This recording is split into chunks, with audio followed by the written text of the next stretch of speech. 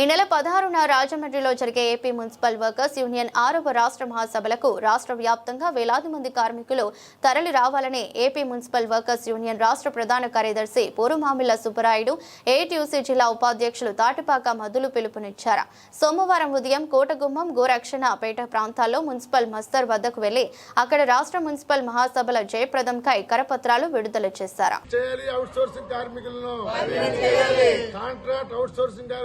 నెలకి 30,000 రూపాయలు వేతనం, నెలకి 30,000 రూపాయలు వేతనం, పర్మనెంట్ కార్మికులకు డిఏ సరెండర్ లీవ్ వెంటనే.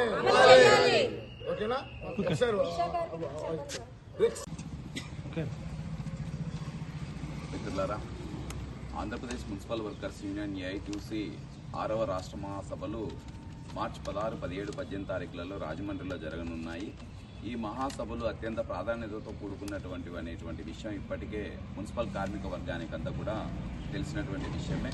ఇవాళ ఉన్నటువంటి కార్మిక విధాన చట్టాలలో మార్పులు అనేటువంటివి పారిశుద్ధ్య రంగంలో కావచ్చు, ఇంజనీరింగ్ సెక్షన్ విభాగాలలో కావచ్చు, లేదా వీటికి సంబంధించినటువంటి ఆఫీస్ సిబ్బందిగా ఉన్నటువంటి కంప్యూటర్ ఆపరేటర్స్ కానీ, లేదా జూనియర్ అసిస్టెంట్లు కానీ తదితర విభాగాలలో అన్నింటిలోనూ కూడా చొప్పిస్తూ ఉన్నటువంటి పరిస్థితి. ఇప్పటికే ఈ ప్రభుత్వం ఏర్పడి 2 ఏళ్ళైనా కానీ కనీసం పీఆర్సీని 12వ పీఆర్సీని కూడా ప్రకటించకపోవడం, మధ్యంతర వృత్తిని కూడా ఇవాళ ఇవ్వకపోవడం అనేటువంటి అత్యంత దుర్మార్గకరం. రెండవ విషయము, ఇవాళ మంత్రి నారా లోకేష్ బాబు గారు జగన్మోహన్ రెడ్డి ప్రభుత్వంలో సంక్షేమ పథకాలు, ఇళ్లలో వచ్చే వితంతు పెన్షన్లు, లేకపోతే వృద్ధాప్య పెన్షన్లు, లేకపోతే వికలాంగ పెన్షన్లు తదితరమైనటువంటివన్నీ కూడా రద్దు చేశారు. మేము అవి వచ్చిన తర్వాత అవుట్సోర్సింగ్ ఉద్యోగ కార్మికులందరికీ వర్తింపజేస్తామని చెప్తా వచ్చినటువంటి పరిస్థితి. ఈయన వచ్చిన ఈ కూటమి ప్రభుత్వం వచ్చిన తర్వాత కనీసం గతంలో వచ్చేటువంటి పిల్లలకు వచ్చేటువంటి అమ్మఒడి, లేకపోతే విద్యా దీవెనో ఇంకొక పథకాలు కూడా ఇవాళ పూర్తిగా ఆగిపోయినటువంటి పరిస్థితి.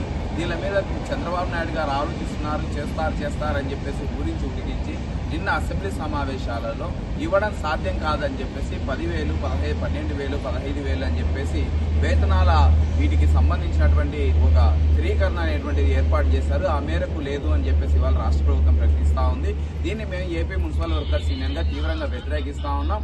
ఎందుకంటే ఇవాళ కేంద్రంలో ఉన్నటువంటి లేదా రాష్ట్రంలో ఉన్నటువంటి మంత్రులకు సంబంధించినటువంటి పెన్షన్ల విషయాలలో ఒక్కసారి ఎమ్మెల్యే అయితేనే వీళ్ళకి 40,000, 50,000 పెన్షన్లు వస్తూ ఉన్నాయి. రెండవసారి ఎన్నికైతే మళ్ళీ తిరిగి ఒక 30,000 అదనంగా వచ్చి 80,000 రూపాయల వరకు పెన్షన్లు వస్తున్నటువంటి పరిస్థితి. మళ్ళీ 3వ దఫా వస్తున్నాక మళ్ళీ పెంచుతున్నటువంటి పరిస్థితి. అంటే ఎమ్మెల్యేలు, ఎంపీలు 70 కోట్లు, 80 కోట్లు